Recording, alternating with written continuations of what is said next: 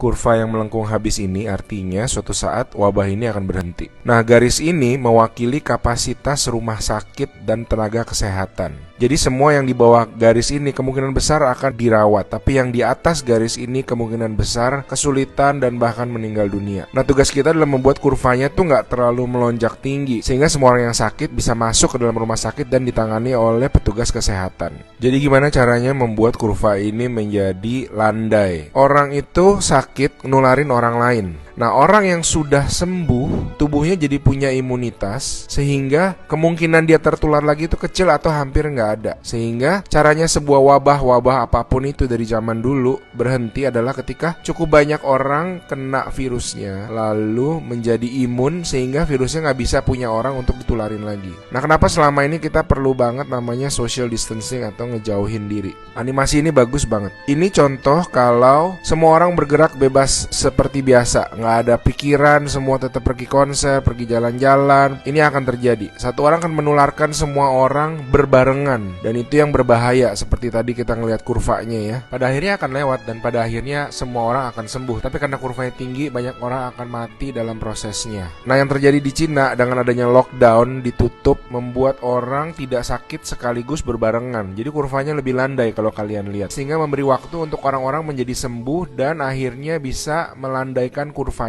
Nah, sekarang kita lihat kalau kita lakukan namanya social distancing, yaitu kalau nggak harus banget nggak usah pergi keluar, kalau nggak penting-penting banget nggak usah ketemu temen, nggak usah ada social function, semuanya ditunda dulu. Kita lihat apa yang terjadi.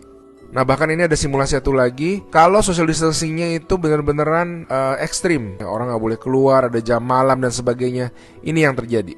Kita lihat beda banget kan. Jadi ada orang yang akan tetap sakit, tapi mereka bisa masuk rumah sakit dan dirawat.